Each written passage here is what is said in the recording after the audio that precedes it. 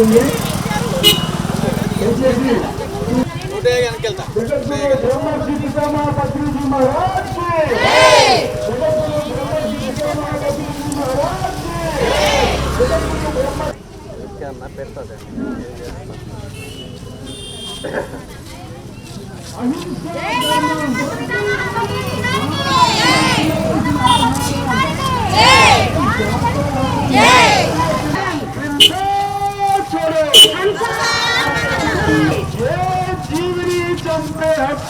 ఎవరికి లేదు.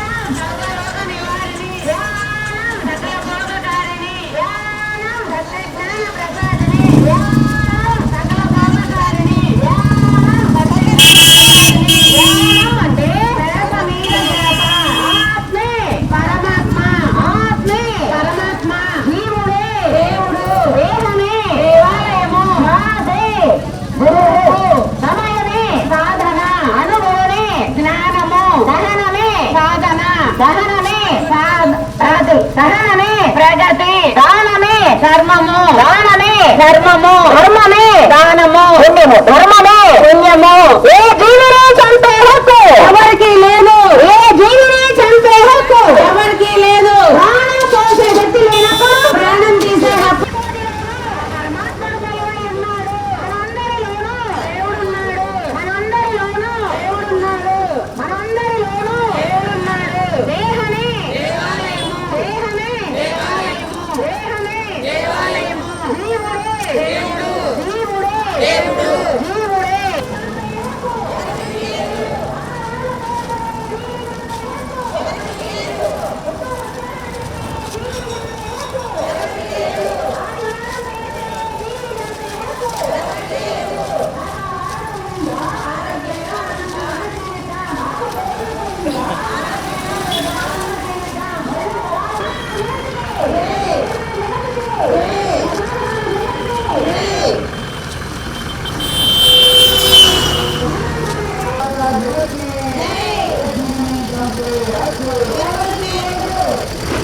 Okay okay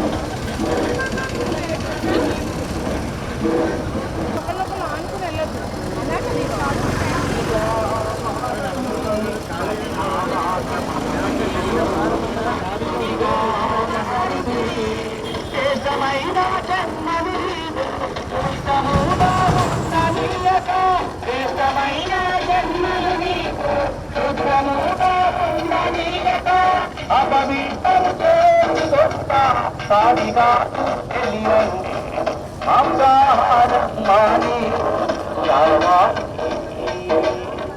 మానవులంతా యాగాలు కావాలి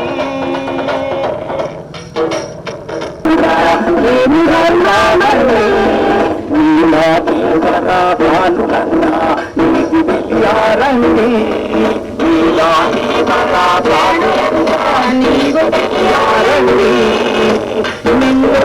వాళ్ళను దాని ఎవరైనా చంపుకతింటే నిన్ను నీ వాళ్ళను దాని ఎవరైనా చంపుకతింటే నీకు ఎట్లా ఉంటుందో ఒకసారి పోయి మాంసాహారం మాని మానవులంతా శాకాహారం కావాలి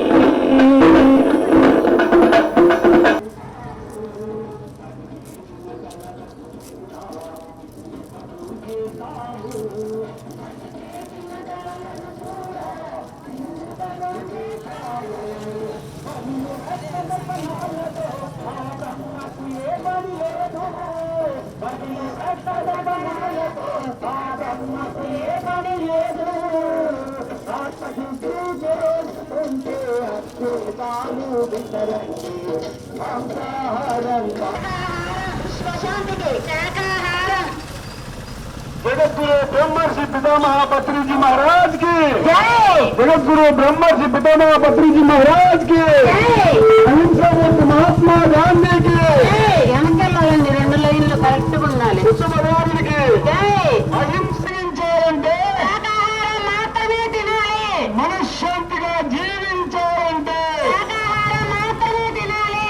శక్తిగా జీవించాలంటే శాకాహారమే తినాలి. శాకాహారం మాత్రమే తిన్నా ఆరోగ్యంగా ఆనందంగా జీవిద్దాం. ఆరోగ్యమే మహాభాగ్యం. కోట్లు పట్టిన గోవేంటి ప్రాణం జీవించే జీవించని మనిషి ప్రాణం అంటే ఏ కోడి ప్రాణమో ఏ మేక ప్రాణమో ఏమి తక్కువ కాదు చెప్పాడు మహాత్మా గాంధీజీ. దయచేసి గమనించండి, ఒక మనిషి చనిపోతే శవం అంటాము, మరి శవాన్ని తీసుకెళ్లి శ్మశానంలో వేస్తాము. అలాగే ప్రాణం లేకపోతే ఏ జీవైనా అది శవంతోనే సమానం కదా మిత్రులారా. మరి ఆ శవాలని మన కడుపులో వేస్తున్నారు. మన కడుపు ఏమైనా శ్మశానం? ఒక్కసారి మిమ్మల్ని మీరు ప్రశ్నించుకోండి. మరి ఆరోగ్యం కావాలి, ఆరోగ్యం రావాలని ఎలా వస్తుంది మిత్రులారా? శవాలను తింటూ ఆరోగ్యం కావాలని కోరుకోవడం అనేది ఎంతో అవివేకము. ఒక్కసారి గమనించండి. నీకు ఆరోగ్యం కావాలంటే చక్కటి ప్రాణశక్తుల ఆహారం తీసుకోవాలి, శాకాహారం మాత్రమే తీసుకోవాలి.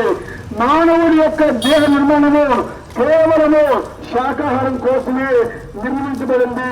భగవంతుడు అట్లా మానవుడి యొక్క దేహాన్ని మనకి నిర్మించాలనుకున్నారా? దయచేసి ప్రతి ఒక్కరు గమనించండి. మానవుడి యొక్క సరైన ఆహారం ఇన్ని వేల జీవుల్ని ఈ మానవుడు అజ్ఞానం చేత అవివేకం చేత మరి మూర్ఖత్వంతో చంపి తినేస్తూ మరి ఎంతో కర్మ చేస్తున్నాడు మిత్రులారా. ఈ రోజు ప్రపంచ భూమాత దినోత్సవం. ఈ సందర్భంగా ప్రతి ఒక్కరు కూడా తక్షణ శాఖాలు తీసుకోండి. భూమాతకు అందరూ బిడ్డలే, మానవుడి కోసం ప్రతి జీవి కూడా తల్లి బిడ్డే.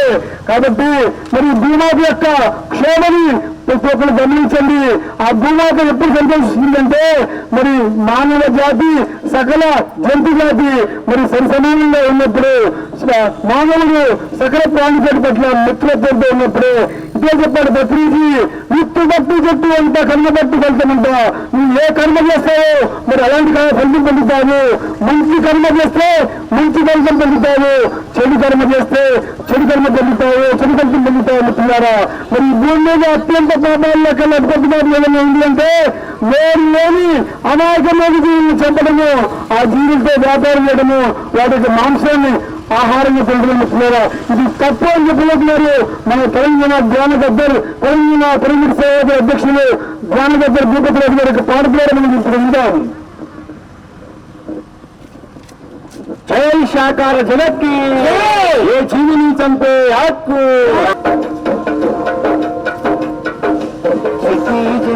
దక్షిణవతి సంపారాడయ్యో, రామి గలపతి గలవతి గయ్యారాడయ్యో, చిట్టి చిన్ని పక్షుల బట్టి చంపారాదయ్యో గ్రామేగల పోటెల పీకల బట్టి కొయ్యారాదయ్యో గ్రామేగల పోటెల పీకల బట్టి కొయ్యారాదయ్యో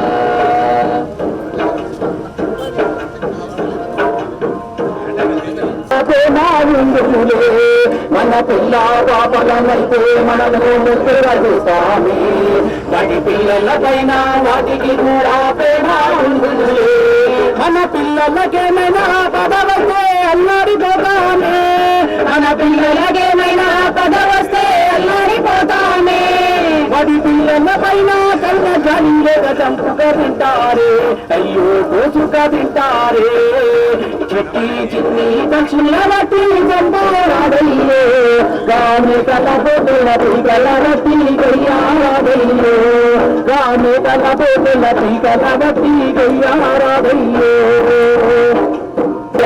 సాకులు మాటనే ఆగుతి కోరుతున్నారా మాటనే ఆగుతి కోరుతున్నారా దేవతలైతే సర్వ ప్రాణులను ఒకటిగా చూస్తారే దేవతలైతే సర్వ ప్రాణులను ఒకటిగా చూస్తారే అయ్యో నాడైనా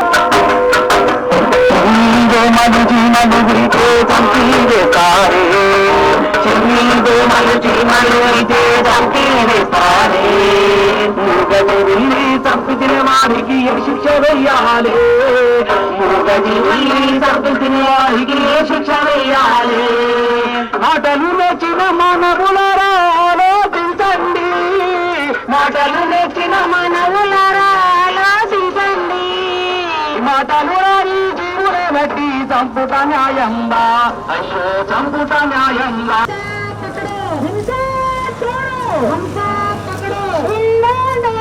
శాకాహారం తిందాం ధ్యానం చేద్దాం పిరమిడ్ కడదాం పిరమిడ్ శక్తి అద్భుత శక్తి పిరమిడ్ కట్టడం తిరుగులేని కట్టడం వసూలే లేదా ధ్యానం చేద్దాం ధ్యానం అంటే శ్వాస మీద ధ్యాస ధ్యానం చేద్దాం ఆరోగ్యంగా ఉందాం ధ్యానం చేద్దాం ఆరోగ్యంగా ఉందాం ధ్యానం సకరోడి నివారణి ధ్యానం సకరోడి లేదు ఎవరికి లేదు చుట్టాలు వచ్చారని చెప్పి జీవిని చంపే హక్కు ఎవరికి లేదు ఆత్మే పరబ్రహ్మ జీవుడే దేవుడు దేహమే దేవాలయం దేహమే దేవాలయం దేహమే దేవాలయం మన కడుపుని శ్మశానంతోనూ దేవుడున్నాడు వేదలోను దేవుడున్నాడు అండిలోను దేవుడున్నాడు సమస్త ప్రాణి కోటిలోను దేవుడున్నాడు సమస్త ప్రాణి కోటిలోను దేవుడున్నాడు మనందరిలోను దేవుడున్నాడు మనందరిలోను దేవుడున్నాడు ప్రతి ప్రాణిలోను దేవుడున్నాడు కోడి గొర్రె మేక చేప మన ఆహారం కోసం పుట్టలేదు మానవుల ఆహారం శాకాహారం శాకాహారం తిందా ఆరోగ్యంగా ఉందా శాకాహారం కావాలి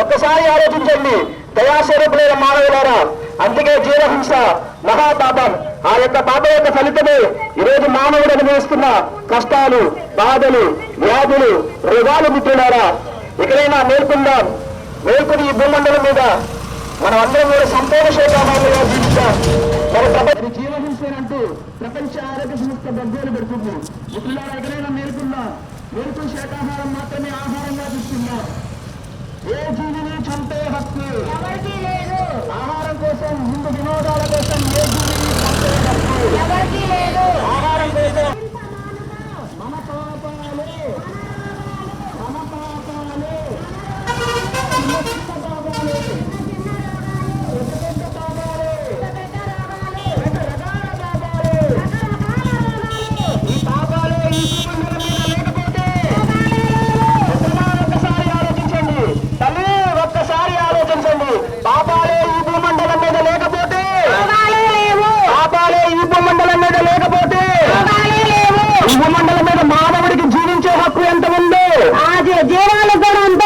ఉంది? ఈ భూమండలం మీద మానవుడి స్వేచ్ఛగా తిరిగే హక్కు ఎంత ఉంది? ఆ మూగ జీవాలకు కూడా అంతే హక్కు ఉంది. ఈ భూమండలం మీద మానవుడికి స్వేచ్ఛగా తిరిగే హక్కు ఎంత ఉందో ఆ మూగ జీవాలకు కూడా అంతే హక్కు ఉంది. అందుకే ఓ మనిషి మేలుకు, అహింస మానుకు. జై శాకార జగత్కి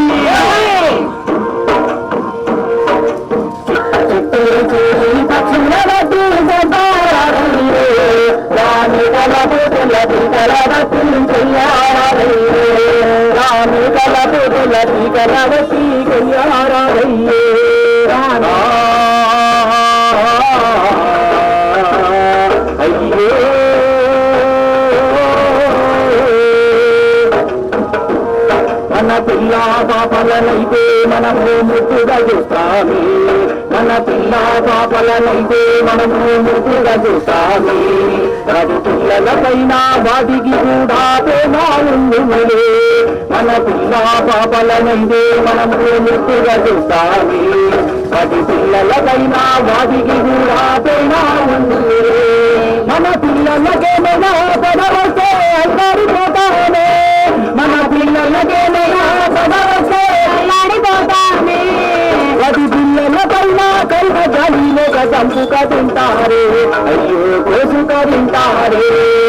చిట్టి చిన్ని పక్షుల బట్టి సంపారాదయ్యో.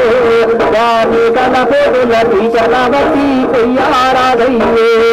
రాని కల పోటుల టీచల బట్టి కొయ్యారాదయ్యో. ఆది పరాశక్తి కావుడు అంటే సాకులు చెబుతారు. ఆది పరాశక్తి కావుడు అంటే సాకులు చెబుతారు. గజుని మాత్రమే ఆవుతి పేరుతున్నారా. గజుని మాత్రమే ఆవుతి పేరుతున్నారా. దేవతలైతే సర్వ ప్రాణులను ఒకటిగా చూస్తారే. దేవతలైతే సర్వ ప్రాణులను ఒకటిగా చూస్తారే. అయ్యే నాడైనా మానవులను ఆవుతినిచ్చారా. ఆవుతినిచ్చారా.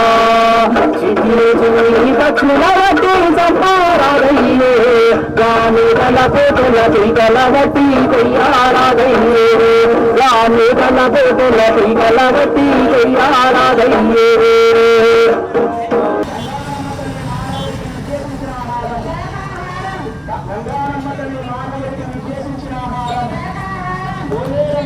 మానవుడికి నిర్దేశించిన ఆహారం.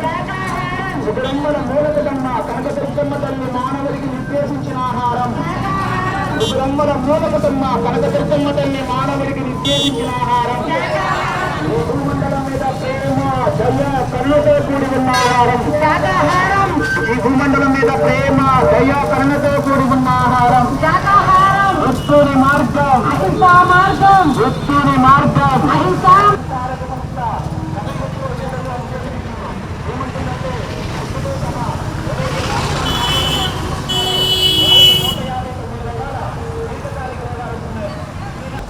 ఒక కోడికి ఎలాంటి అనుభవం ఇచ్చావో, ఒక మేకకి ఎలాంటి అనుభవం ఇచ్చావో, ఒక చేపకి ఎలాంటి అనుభవం ఇచ్చావో, నువ్వు ఆ అనుభవం పొందకుండానే నీకు జన్మరాయి స్థితి ఏ విధంగా వస్తుంది? కాశీకి పోయి మొలక వేస్తూ వస్తుందా అంటే కోడికి మనం బాధను కలిగించాం. కోడి యొక్క కాలుని విరగొట్టాం, కోడి పీకల కోసం మేకలను తలుచాం. ఆ బాధ ఆ క్షోభ నువ్వు అనుభవించకుండానే నీకు జన్మరాయి స్థితి ఏ విధంగా వస్తుందని శ్రీమతి విరాట్ పోతులూరు వీరబ్రహ్మేంద్ర స్వామి వారు మనకు సెలవిచ్చారు మిత్రులారా. అలాగే ఎందరో మంది మహానుభావులు, సంత కబీర్ దాసరి మహానుభావులు ఈ విధంగా సెలవిస్తున్నారు. ఆ విధంగా చేతమాంసం తిని కోటి దేవుడు దానం ఇచ్చిన ఆ యొక్క పాపకర్మ మాత్రం అంటే ఆ విధంగా పాపమాంసం సంత కబీర్ దాసరి మహానుభావులు అంటే చేపైనా కోడైనా మేకైనా ఆత్మజ్ఞాన భక్తులు అందరూ సమానమే. కాబట్టి నేర్చుకుందాం. నేర్చుకుని ఆ మహానుభావులు చెప్పిన ఆ యొక్క ఆత్మజ్ఞానంతో కూడి ఉన్న సందేశాన్ని తెలుసుకుని మరి ఏ ఒక మూల జీవితం అంటే అసలు మానవుడికి లేదు. ఎందుకంటే మనకు ప్రాణం పోసే శక్తి లేదు, ప్రాణం తీసే హక్కు ఇస్తారు. ఒకసారి ఆలోచించండి దయాస్వరూపుడైన మానవులారా అంటూ మన మొదలపల్లి సొసైటీ వారు ఈరోజు నూతనంగా పిరమిడ్ ప్రారంభోత్సవం చేసుకుంటున్నారు. ఆ సందర్భంగా మన ప్రాంతంలో మహాకరణ సద్భావన శాఖాహారాన్ని కొనసాగిస్తున్నారు మిత్రులారా. ఇవాళ యొక్క ముఖ్య ఉద్దేశము ఈ భూమండలం మీద మానవుడికి స్వేచ్ఛగా జీవించే హక్కు ఎంత ఉందో, ఆరోగ్యంగా ఆనందంగా జీవించే హక్కు ఎంత ఉందో, చేస్తూ మనకి ఇక్కడ సందేశాన్ని ఇస్తారు. మంచి సందేశం. మరి పత్రికారితో సమానం. మరి ఈరోజు మనకి రావటం మహాభాగ్యం. స్వర్ణలత మేడం గారు, మీరు అప్పటి వరకు వాళ్ళు చేసే పనులు వాళ్ళు చేసుకుంటారు. ఆ పిరమిడ్ ఓపెనింగ్ అయ్యి మనం అందరం పైకి ఎక్కాది కాదు. అక్కడ కట్టం, అక్కడ ఎండ ఉంటుంది. ఆ మేడంని ఒక నలుగురు, ఒక ఐదు కుటుంబ సభ్యులు తీసుకెళ్ళి అక్కడ ఓపెనింగ్ చేసి కిందకు వస్తారు. వచ్చిన తర్వాత మనకి సందేశం ఇస్తారు. మీరు చేయవలసింది ఏంటంటే, ఇప్పుడు వాటర్ తాగేవాళ్ళు వాటర్ తాగి ఇక్కడ కూర్చుంటే మనం ధ్యానం చేసుకోవచ్చు.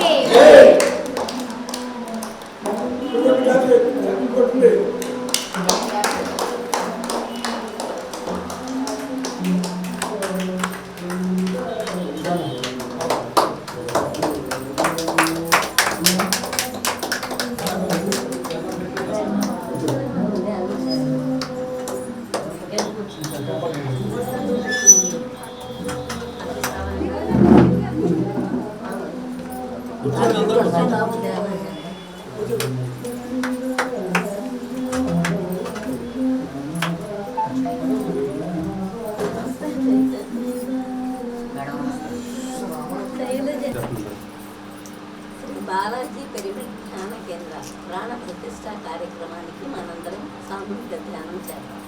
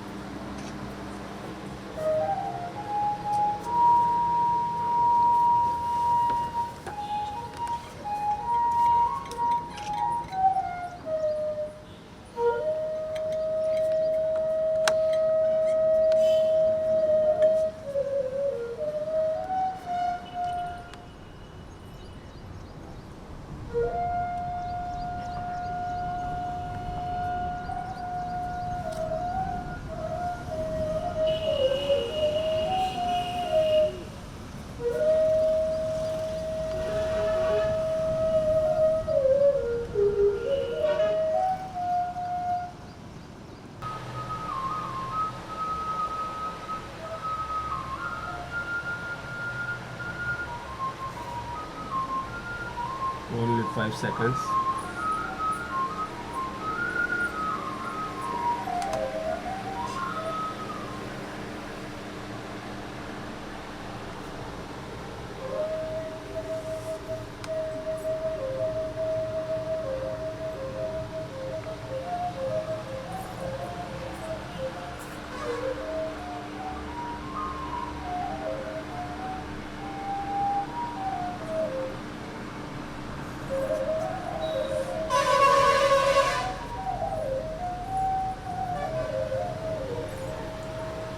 రెండు చేతులు తీసి మనం కళ్ళ మీద పెట్టుకుందాం.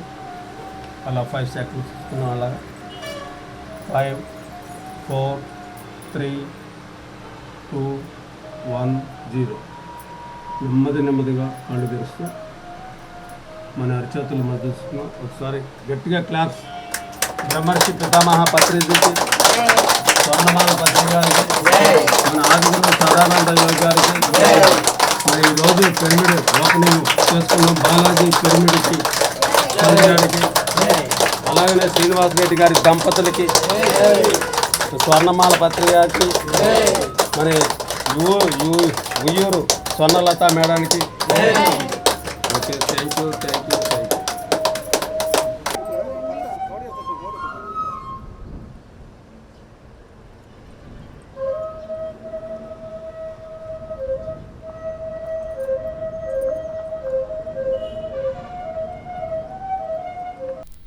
సమస్త లోకా సుఖినో భవంతు. సమస్త లోకంలో ఉన్నటువంటి జీవరాశి అంతా కూడా హాయిగా విరాజిల్లుగాక.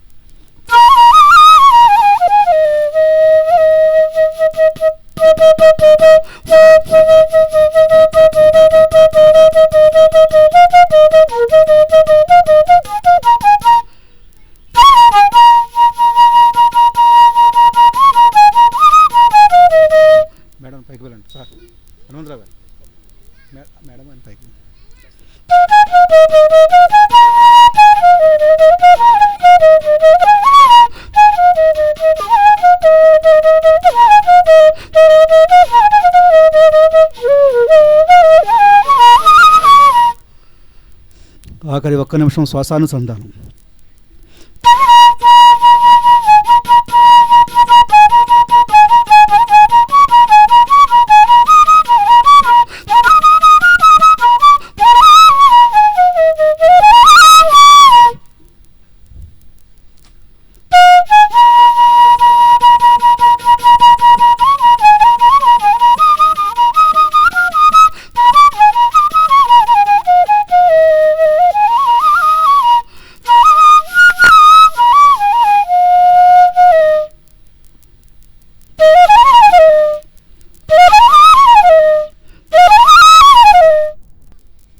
రెండు 1 0 నెమ్మదిగా చేతులను తీస్తూ కళ్ళు తెరుద్దాం.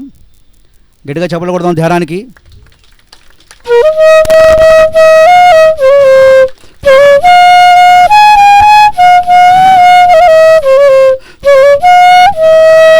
रघुपति राघव राजा राम पतित पावन सीताराम रघुपति राघव राजा राम पतित पावन सीताराम सुंदर विग्रह मेघश्याम गंगा तुलसी सालग्राम सुंदर विग्रह मेघश्याम गंगा तुलसी सालग्राम रघुपति राघव राजा राम पतित पावन सीताराम सीताराम सीताराम भजु मनु प्यारे सीताराम सीताराम सीताराम भजु प्यारे तुम सीताराम रघुपति राघव राजा राम पतित पावन सीताराम रघुपति राघव राजा राम पतित पावन सीताराम पतित पावन सीताराम पतित पावन सीताराम గట్టిగా చప్పట్లు కొడదాం ధ్యానానికి, ఆత్మశక్తికి, నూతన పిరమిడ్ ధ్యాన మందిరానికి, మనందరి గురువర్లు పితామహ బ్రహ్మర్షి పత్రి మహారాజ్కి, అలాగే ఈరోజు ఇక్కడికి వచ్చేసినటువంటి మరి గ్రేట్ మాస్టర్ స్వర్ణలత మేడం గారికి గట్టిగా చప్పట్లు కొడదాం. అలాగే మన భూపతిరాజు గారికి, ఇక్కడ ఉన్న ఈ ఎండలో ఇంత చక్కగా ఎండని కూడా చూడకుండా మన గురువుగారు చెప్పింది అక్షరాలు మీరు నిజం చేశారు. ఎండ మధురం, వాన మధురం, మధురం మధురం అంతా మధురం. నిజంగా అలాగే మీరు ఎండలో లెక్క చేయకుండా చక్కగా మరి మూగజవాళ్ళ కోసం పనిచేయడం చాలా గొప్ప విషయం. ఈరోజు ఇది చాలా చాలా చాలా గొప్ప విషయం. ఒక జీవిని కాపాడడం అంటే 1000 అశ్వమేధ ఏగాతో సమానం ఉన్నారు మహనీయులు. కాబట్టి అలాంటి పని ఇక్కడ మనం చేస్తాం ఈరోజు. మరి ఈ కార్యక్రమాన్ని ప్రారంభించాల్సిందిగా మాస్టర్. జగద్గురు బ్రహ్మర్షి పితామహ పత్రిజీ గారికి మనందరం ఒకసారి హృదయపూర్వకంగా ధన్యవాదాలు తెలుపుకుందాం.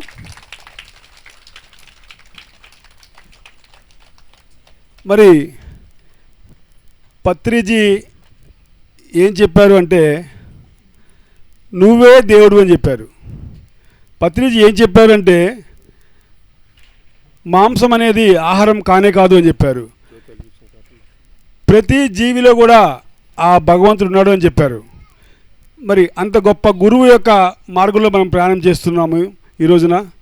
మరి అలాగే ఈరోజు నూతన పిరమిడ్ ప్రారంభోత్సవానికి విచ్చేసినటువంటి మరి శ్రీమతి బ్రహ్మ విద్వరిష్ట మరి స్వర్ణలత గారికి ఒకసారి హృదయపూర్వకంగా మనము క్లాప్స్ కొట్టుకుందాం, ధన్యవాదాలు తెలుపుకుందాం. మరి ఆవిడ చేత మరి ముందుగా జ్యోతి ప్రజ్వలన కార్యక్రమం జరుపుకుందాం. అలాగే తెలంగాణ పిరమిడ్ సేవాదుల అధ్యక్షులు రాష్ట్ర అధ్యక్షులైనటువంటి భూపతిరాజు గారు, అలాగే మరి భద్రాద్రి కొత్తగూడెం శ్రీ హనుమంతరావు గారు పిఎస్ఎం అధ్యక్షులు వారు, అలాగే ఖమ్మం శైలజ మేడం గారు, అలాగే మరి విద్వాన్ గణేష్ గారు, వీరి యొక్క స్వహస్తాలతో మనం ఈ యొక్క జ్యోతి ప్రజ్వలన కార్యక్రమాన్ని జరుపుకుందాం.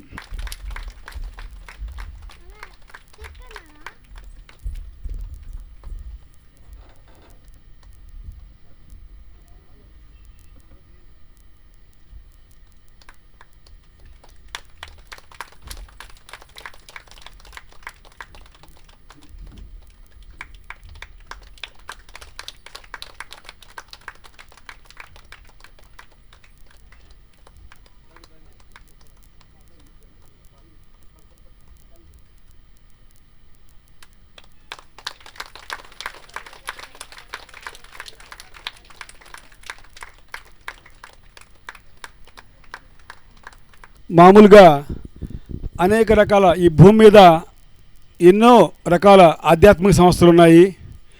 మరి ఏంటి మరి ఆ సంస్థలో కూడా ఎంతోమంది గురువులు ఉన్నారు. పిరమిడ్ సొసైటీకి అలాగే మిగతా ఆధ్యాత్మిక సంస్థలకి ఏంటి తేడా అని మనం గమనిస్తే పత్రి సార్ ఎప్పుడు కూడా నేను మీ గురువుని చెప్పలేదండి. ఏం చెప్పారంటే ఆయన మనందరికీ మీ శ్వాసే మీ గురువు. అంటే ఒక గురువు ఎంత విశాల దృక్పథంతో ఆలోచించారంటే ఎవరిని కండిషనింగ్ కానీ మరి ఎవరికి మరి నువ్వు ఇదే చెయ్యి, నువ్వు ఇలాగే ఉండు అని చెప్పేసి ఎక్కడ కూడా ఎవరిని ఆయన కంట్రోల్ చేయడం చేయలేదు. ఎందుకంటే ప్రతి ఒక్కరిలోనూ దైవాన్ని చూశాడు, ప్రతి ఒక్కరికి స్వేచ్ఛ ఇచ్చాడు. మరి అలాంటి గొప్ప గురువు యొక్క మరి మనందరము అంటే మనం వీఆర్ నాట్ ఫాలోవర్స్, మనం ఫాలోవర్స్ కానే కాదు. పత్రిజీ ఏం చెప్పారంటే ఒరే శ్వాస మీద ధ్యాస పెట్టే ప్రతి ఒక్కడు కూడా మాస్టర్ అని చెప్పారు. మనందరం కూడా మాస్టర్లమే. ఒకసారి మనందరికీ మనమే క్లాస్ కొడుకుందాం. మరి స్వర్ణలత మేడం, పత్రి సార్ ఎన్నో బుక్స్ ఇంగ్లీష్లో చదివి కొన్ని సుమారుగా పత్రిజీ గారిని మనము నడయాడే లైబ్రరీగా మనము గ్రంథాలయంగా చూడవచ్చు. మరి ఎన్నో వేల బుక్స్, లక్షల బుక్స్ అయినా ఇప్పటికీ చదివారు. అందులో ఎన్నో ఇంగ్లీష్ బుక్స్ ఉన్నాయి. మరి ఆ ఒక ఇంగ్లీష్ బుక్ చదవాలంటేనే మనకి దాంట్లో స్పిరిచువల్ టెర్మినాలజీ మనకి పూర్తిగా దానిలో ఆ యోగి యొక్క భావాలని మనం అర్థం చేసుకోవాలంటే ఎంతో లోతైనటువంటి ధ్యానశక్తి మనకు కావాల్సి ఉంటుంది. ఓకే, మరి అలాంటి ఎన్నో బుక్స్ని మరి శ్రీమతి బ్రహ్మ విద్వరిష్ట స్వర్ణలత మేడం ఎన్నో బుక్స్ ట్రాన్స్లేట్ చేశారు. మరి ఆవిడ యొక్క అమూల్యమైన సందేశం ఈరోజు తీసుకుందాం. నిజంగా మనందరికీ చాలా ఎంతో ఈరోజు ముఖ్యమైన రోజు. మనందరం ఎంతో అదృష్టవంతులు మనం చెప్పుకోవాలి. ఒక రకంగా చెప్పాలంటే మరి ఆవిడ యొక్క సందేశం మనం తీసుకుందాం ఇప్పుడు. Thank you. అందరికీ నమస్కారం అండి. ముందుగా మన పితామహ బ్రహ్మర్షి పత్రిజీకి, సదానంద స్వామికి, పరమ గురు మండలికి మనందరం ఒకసారి అభివందనం చేస్తూ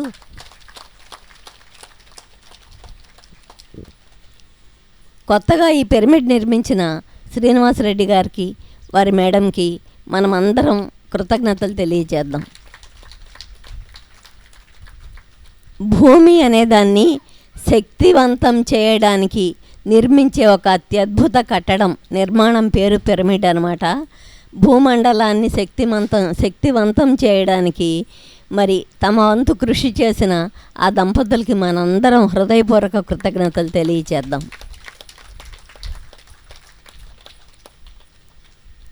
మన సంస్థ తాలూకు పేరే పిరమిడ్ ధ్యానం. దానిలో ధ్యానం అనేది మనందరికీ దాదాపు తెలిసిందే, దాని ప్రాధాన్యత అదంతా. రెండో పార్టు పిరమిడ్ అనే దాని గురించి మనం తెలుసుకుందాం, ఆ ఇంపార్టెంట్ స్ట్రక్చర్ గురించి. నిజానికి పిరమిడ్ అనేది చూడడానికి ఇటుక, సిమెంటు, ఇనుములతో కట్టినట్టు కనిపిస్తుంది. కానీ మనమందరం ఏ విధంగా ప్రాణం కలిగి ఉన్నామో పిరమిడ్ అనే ఒక నిర్మాణం కూడా ఒక సజీవ చైతన్యం. అదొక్కటి మనకు తెలిస్తే దాని ప్రాధాన్యత మనకి అర్థమవుతుందన్నమాట. ఎట్లయితే మనం ప్రాణం కలిగి ఉన్నామో అలాగే అది కూడా ఒక సజీవమైన చైతన్యం. మనమందరము మామూలుగా భూమండలం ఉంది కదా, ఈ భూమి మీద ప్రతిదీ సూర్యుడి నుంచి శక్తి గ్రహిస్తుంది అన్నమాట మనందరికి చిన్నప్పటి నుంచి తెలిసిందే కదా. చెట్లేమో సూర్యుడి నుంచి శక్తి గ్రహిస్తే దాని నుంచి, ఆ చెట్ల నుంచి ఆహారాన్ని మనం తీసుకుని మనము జంతువులు మిగిలిన జీవిస్తున్నామని. మరి ఆ సూర్యుడికి శక్తి ఎక్కడి నుంచి వస్తుంది అన్న ఆలోచన ఎప్పుడన్నా మనం చేసామా? ఎక్కడో ఒక చోట నుంచి రావాలి కదా. అది ఇంకా సూర్యుళ్ళందరూ, అనేక మంది సూర్యుళ్ళు, ఒకే ఒక సూర్యుడు లేడు. అవన్నీ కలిపి ఆల్సినియన్ అనే ఒక పెద్ద గ్రహం నుంచి, పెద్ద సూర్యుడు, కేంద్ర సూర్యుడు అనే ఆయన నుంచి వాళ్ళు ఆ సూర్యుళ్ళందరూ శక్తిని తెచ్చుకుంటారు. కానీ అక్కడితోనే అయిపోలేదు. వాటన్నిటికీ కూడా శక్తి ఇచ్చే మరో గొప్ప ప్రాంతం ఉంది. మరో గొప్ప ఆ పెద్ద నక్షత్రం పేరు సిరియస్.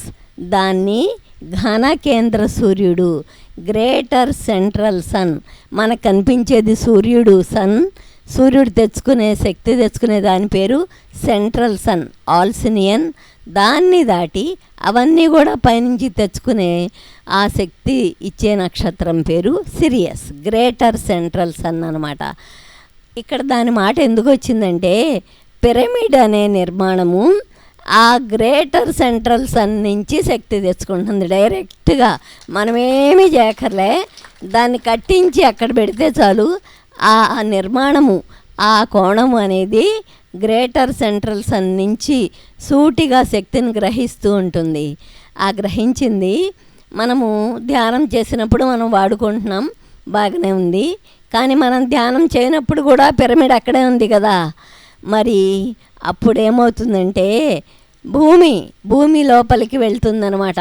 మొత్తంగా భూమిని శక్తివంతం చేస్తూ ఉంటుంది. ఒక పిరమిడ్ని మనం కట్టించి అక్కడ వదిలేస్తే అది నిరంతరంగా భూమిని శక్తిని చేస్తూ ఉంటుంది. మరి అంతటి గొప్ప పని చేసిన ఆ మేడంకి సార్కి మనము ఎంతైనా కృతజ్ఞతలు తెలపడం చాలా చిన్న విషయం కదా. ఎందుకంటే మనందరము గనులు తవ్వి అవన్నీ ఖనిజాలు వాటన్నిటి కోసం గనులు తవ్వడం వలన భూమి శక్తి కోల్పోతూ ఉంటుంది. దానివల్లే మనకి సహజమైన ఉత్పాతాలన్నీ వస్తూ ఉన్నాయి భూమండలం మీద. వాటిని పోగొట్టాలి అంటే భూమిని మళ్ళీ తిరిగి శక్తి పొందేటట్లు చేయాలి. ఆ తిరిగి శక్తి పొందేటట్టు చేసే మార్గమే పిరమిడ్ల యొక్క నిర్మాణం అన్నమాట. అంటే మన తర్వాతి తరాల వాళ్ళకు కూడా భూమి నివాసయోగ్యంగా ఉండాలి, వాళ్ళు కూడా హాయిగా బతకాలి అంటే భూమి మీద పిరమిడ్ లాంటి నిర్మాణాలు ఎంతో ఎంతో అవసరం. మన ముందు తరాల వాళ్ళ కోసం కూడా అది ఉపయోగపడే ఒక నిర్మాణము. ఆ నిర్మాణాన్ని అందించినందుకు మనము అందించిన వారందరికీ మనం ఎప్పటికీ కృతజ్ఞతతోనే ఉండాల్సిందే. పత్రి సార్ అందుకే చెప్పేవారు కదా, పిరమిడ్ కట్టిన వాళ్ళకి మళ్ళీ జన్మ లేనే లేదు, వాళ్ళకి పునర్జన్మ అనేది ఉండదు, జన్మరాహిత్యాన్ని పొందుతారని. దానికి కారణం అదే. ఎందుకంటే భూమిని రక్షించే అంత గొప్ప పని, అది గొప్పది అని మనకి తెలుసో తెలీదు, దాని మీద ఇష్టంతోనే చేసామేమో, కానీ దాని వెనుక అంతటి గొప్ప ప్రయోజనం ఉంది. అందువల్ల ఆ పని చేసిన వాళ్ళకి, అంటే ఎవరైతే పిరమిడ్లు నిర్మిస్తారో వాళ్ళకి పునర్జన్మ అనేది ఉండదు, ఇదే ఆఖరి జన్మ అని పత్రిసారి ఎప్పుడు చెప్పేవారు. ఒక్కసారి జ్ఞాపకం చేసుకోండి, ఆయన ఎప్పుడు చెప్పేవారు ఆ మాట. ఇంకా పిరమిడ్ ప్రాధాన్యతకు వస్తే అది చిన్నదా పెద్దదా అన్న మాట ఏమీ కాదు. పిరమిడ్ అనే ఒక నిర్మాణం లోపలే దాని నుంచి శక్తి జ్ఞానం ప్రసరిస్తూ ఉంటాయి. మనం ఒకవేళ చాలామంది ఉండి ఆ పిరమిడ్ లోపల పట్టలేదనుకోండి, లోపలికి వెళ్ళి కూర్చొని ధ్యానం చేయడానికి, బయట కూర్చొని బయట నిల్చొని దాని గోడని ఇలా అంటుకుంటే కూడా చాలు, దాని నుంచి శక్తి జ్ఞానము మనలోకి ప్రసరిస్తాయి. అది అంతటి గొప్పదనమాట. దాని నుంచి ఆ విద్యుదాయస్కాంత శక్తి, ఆ తరంగాలు ఆ విధంగా ప్రసరిస్తూ ఉంటాయి. మన పరిసరాలలో ఒక పిరమిడ్ అనేది ఉండడం అనేది మనకెంతో అదృష్టం. దాని నీడ సోకినా చాలు. ఎందుకంటే మనము పాములు తేళ్ళు వాటి అవి విన్నాం కదా, తెలుసు కదా, వాటిని విష జంతువులు అంటాం కదా. ఒక పిరమిడ్కి సమీపంలో అటువంటి విష జంతువులు ఉంటే కూడా క్రమక్రమంగా అవి వాటి సహజ విషతత్వాన్ని కోల్పోయి సాధారణంగా మారిపోతాయి. మరి ఏమి మనకలాగా కాస్త చదువు సంధ్యలో జ్ఞానము లేవని అనుకుంటున్నాం కదా, వాటికి అవే ఆ విధంగా మారిపోగలిగినప్పుడు మరి మనం ఏ విధంగా మారుతామో పిరమిడ్ లోపలికి వెళ్తే దానిని ఒక పరశువేది అంటారనమాట. పరశువేది అంటే ఏదైనా సరే ఒక హీన లోహాన్ని తాకితే దాన్ని బంగారంగా మార్చుతుంది, దాన్ని పరశువేది అంటాం. అలానే పిరమిడ్ కూడా ఒక పరశువేది. దాన్ని మనం చక్కగా ఉపయోగించుకోగలిగితే, దాని దగ్గరికి మనం వెళ్ళి దాని లోపల ఉండగలిగితే అది మన లోపల మన ఆలోచన తరంగాలని, మన శరీరంలోని శక్తి తరంగాలని, వాటన్నిటినీ అది సహజంగా మార్పు చెందిస్తుంది. మనమేదో ప్రయాసపడి ఇంకేదో చేసి మనమేం ప్రయోగాలు చేయక్కర్లే. ఆటోమేటిక్గా మనం దాని లోపలికి వెళ్ళగలిగితే చాలు, అక్కడ ఉండగలిగితే చాలు, అది చేస్తుంది ఆ పనంతా. ఎట్లా అంటే ఇప్పుడు చిన్నప్పుడు మనకి మట్టిని బంగారంగా మార్చే విద్యని రసవాదం అనే మాట చదువుకున్నాం కదా వేమన పద్యాల్లో. అట్లా మనము భౌతిక శరీరధారులమే అన్న భావంతో ఉన్న, మట్టి లాంటి ఆలోచనతో ఉన్న మనని పిరమిడ్ లోపల కూర్చోవడం అలవాటైతే మనము దానిని దాటి అత్యద్భుతమైన ఆత్మ శరీరులమని, మనము అనేక ఊర్ధ్వలోకాల నుంచి అత్యద్భుతమైన కాంతితో భూమి మీదకి వచ్చామని అన్న విషయాన్ని తిరిగి జ్ఞాపకం చేస్తుంది ఆ పిరమిడ్ లోపల మనం కూర్చోవడం అలవాటు చేసుకుంటే. అది ఒక మామూలు సంగతి అనుకోబాకండి. ఏదో ఇల్లు కట్టారులే, లేకపోతే వాళ్ళకి కాస్త డబ్బులు ఉన్నాయి కాబట్టి అదేదో కట్టారు, ఆయనకి ఏదో ధ్యానం పిచ్చి పెట్టి అది కట్టాడు అని అనుకోబాకండి. అటువంటి పిచ్చి పడటం అనేది కనీసం 1,00,00,000 మందిలో ఒకళ్ళకి పడుతుంది. అది ఎంతటి పూర్వజన్మ సుకృతమో అది గ్రహించండి. అంతేగాని వాళ్ళకి పిచ్చి పట్టి ఆ పని చేయలేదు. ఎవరైనా సరే అది పట్టగలగాలి అంటే మన దగ్గర అనేక జన్మల జ్ఞాన పరంపర ఉంటేనే అది మనం ఆ పనిని చేయగలుగుతాం. దాని లోపలికి వెళ్ళడానికి కానీ లేకపోతే దాని గురించి మాట్లాడుకోవడానికి కానీ మనకొక అర్హత అనేది ఉండాలి. మన లోపల ఒక జ్ఞాన స్థాయి తాలూకు అర్హత ఉంటే దాని ప్రాధాన్యత మనకి తెలుస్తుంది. దాని గురించి మనం మాట్లాడుకోగలుగుతాం, దాని లోపలికి ప్రవేశించగలుగుతాం. లేనట్లయితే దాని పేరు వినడానికి కానీ దానిలో ప్రవేశించడానికి కానీ మనకేమీ అర్హత కూడా ఉండదు. అదంతా జన్మ పరంపరలో మనం చేస్తూ వస్తున్న సాధనని బట్టి, ఆ సాధన తీవ్రతని బట్టి మన జ్ఞానం ఉంటుంది. ఆ జ్ఞానం ప్రకారం మనం దాని లోపలికి ప్రవేశించగలుగుతాం. కానీ లేకపోతే ప్రవేశించడం అనేది సాధ్యపడే విషయం కాదు. నిజానికి మనం అందరం అనేక ఊర్ధ్వలోకాల నుంచి ఇక్కడికి ఈ భూమండలం మీదకి దాని శక్తి క్షీణించిపోతున్న సమయంలో మళ్ళీ దాన్ని తిరిగి శక్తివంతం చేయడానికి వచ్చి ఉన్నవాళ్ళం. అటువంటి వాటిలో ప్రముఖ పాత్ర పోషించేది మన పిరమిడ్ ఒకటి అనమాట. అందుకనే మన మెడిటేషన్ బ్యాచ్ అంతా పిరమిడ్లు కట్టడానికి అంత ప్రాధాన్యతనిస్తారు. రెండవదేమో శాకాహారం. ఖచ్చితంగా భూమండలం మీద మనం ఏ విధంగా బతుకుతున్నామో మిగిలిన ప్రాణికోటి అంతటికి కూడా మనకి ఏ విధంగా జీవించే హక్కు ఉందో వాటికి కూడా అంతే హక్కు ఉంది. సరే, హక్కు సంగతి పక్కన పెడితే ఇప్పుడు మన శరీరం ఉందనుకోండి, మొహం అనేది చక్కగా పైకి అందరికీ కనిపిస్తూ ఆకర్షణీయంగా ఉంటుంది. దాని నుంచి మాట్లాడతాం, ప్రయోజనం ఉంది. చేతులు పనిచేస్తున్నాయి, కాళ్ళు నడుస్తున్నాయి, అవన్నీ బాగానే ఉన్నాయి. కానీ వీటన్నిటినీ నడిపించే లోపల మనకి అనేక కండరాల వ్యవస్థ, రక్త ప్రసరణ వ్యవస్థ, శ్వాసకోశ వ్యవస్థ, మూత్రపిండాలు అవన్నీ ఉన్నాయా లేవా? అవన్నీ లోపల ఉండబట్టే ఈ బయట అన్నీ పనిచేస్తున్నాయా లేదా? అదేవిధంగా భూమి మీద మనకి శరీరం కనిపిస్తున్నప్పటికీ సరే, మనం శరీరం ధరించి ఉన్నప్పటికీ సరే, మన లోపల కనిపించని ఆ ఆత్మ ఊర్ధ్వలోకాల నుంచి మనతో పాటు జన్మ పరంపరలో మనం పెంపొందించుకుంటూ వస్తున్న ఆ జ్ఞానం దాన్ని బట్టి మనం ఇక్కడ నడుస్తున్నాం. అదంతా తెలుసుకోవడానికి మన ధ్యానం మనకి ఉపయోగపడుతుంది. మిగిలిన పనులన్నీ ఆపి మన ధ్యానం చేయమని చెప్తున్నారు కదా. ఎందుకంటే మనని గురించి మనము మర్చిపోయాం.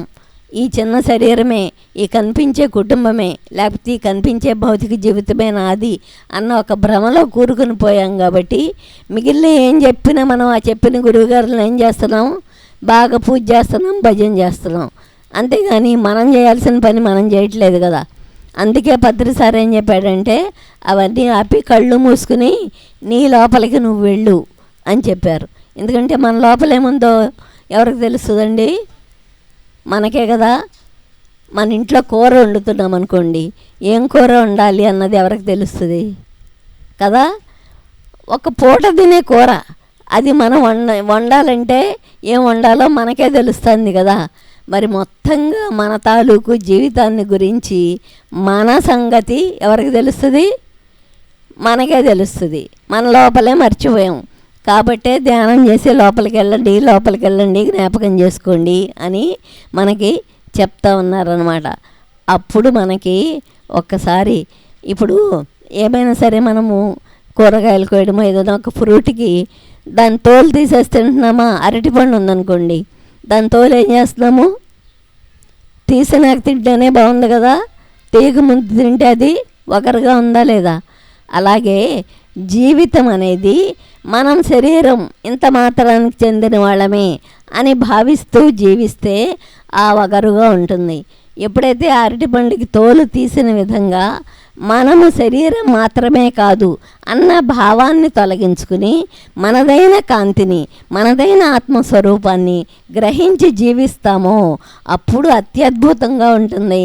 అది తెలుసుకోవడానికే మనని ధ్యానం చేయమని చెప్పారనమాట. వేరే కారణాలు ఏం కాదు. మనందరికీ గుడికి వెళ్ళే అలవాటు ఉంది కదా. ఆ గుడికి వెళ్ళే అలవాటు వెళ్ళగానే మనం ఏం చేస్తున్నాము? కొబ్బరికాయ ఒకటి తీసుకెళ్తున్నాము, అరటిపండు తీసుకెళ్తున్నాము, కర్పూరము. ఆ కొబ్బరికాయ ఎందుకు తీసుకెళ్తున్నామో తెలుసా? మనం కొనడానికి ముందు అది ఇంత పీచున్న కాయ కదా, దాని పీచంతా పీకేస్తే ఆ కొబ్బరి టెంకతో కూడిన కాయ మన దగ్గరికి వచ్చింది. అక్కడి వరకు వచ్చినాక మన గుడిలోకి వెళ్ళినాక ఏం చేస్తున్నాం? దాన్ని పగలగొడుతున్నామా? అప్పుడు కదా దానిలో కొబ్బరి నీళ్లు బయటపడతాయి.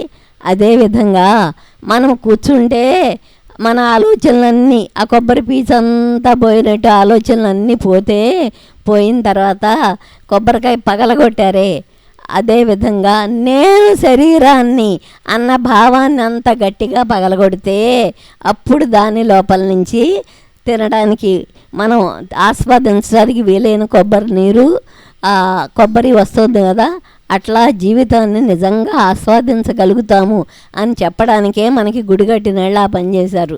మనమేమో టకటకా వెళ్ళేసి ఆ పని పూర్తి చేసుకుని వచ్చేస్తున్నాం. అట్లనే మళ్ళీ గుడి నుంచి వచ్చేటప్పుడు ఏమని చెప్తున్నారు? ఒక్క క్షణమన్నా కూర్చొని రావాలని చెప్తున్నారా లేదా? ఆ క్షణం అంటే ఎందుకు వచ్చింది? క్షణమాత్రపు ధ్యానము అశ్వమేధయాగం కంటే గొప్పది.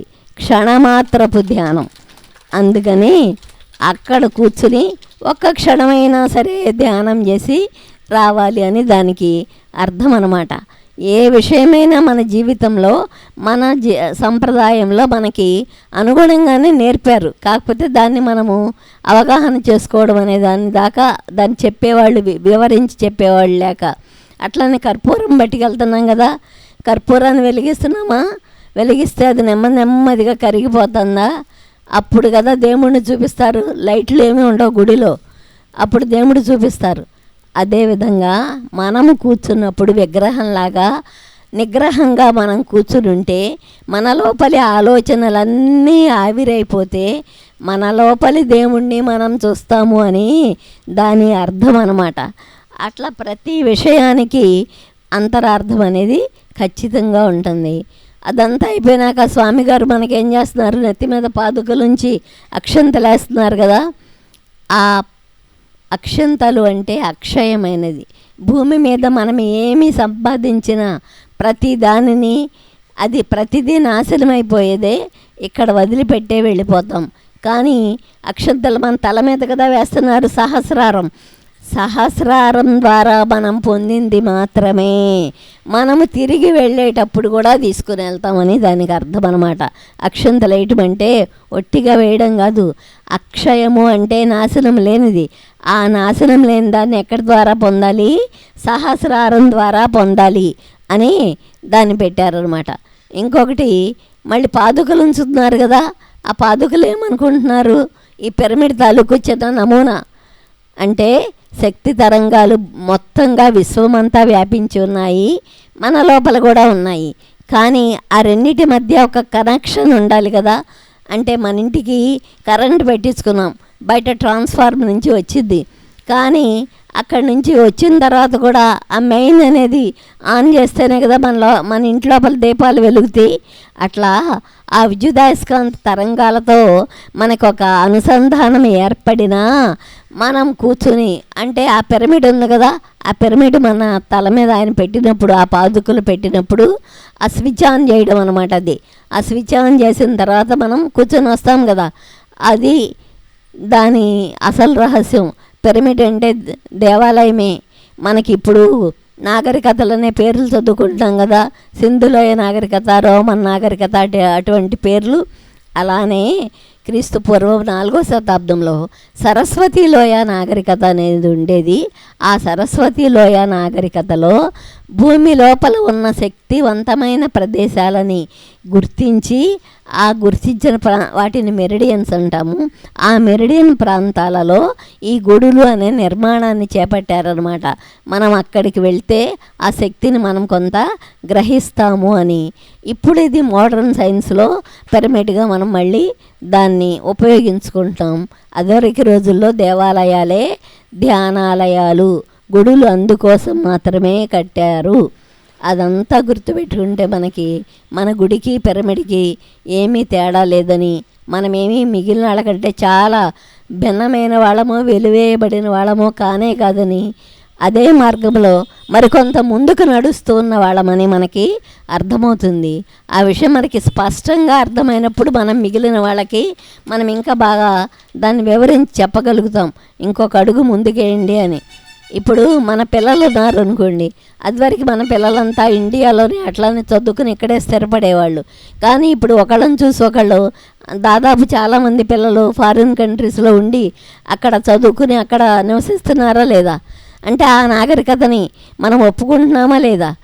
మరి బాహ్య విషయాలలో ఆ పురోభివృద్ధిని ఏ విధంగా ఒప్పుకుంటున్నామో ఈ అంతర్గత విషయాలలో కూడా మన పురోభివృద్ధిని మనం అవగాహన చేసుకుని ముందుకు అడుగు వేయాలి.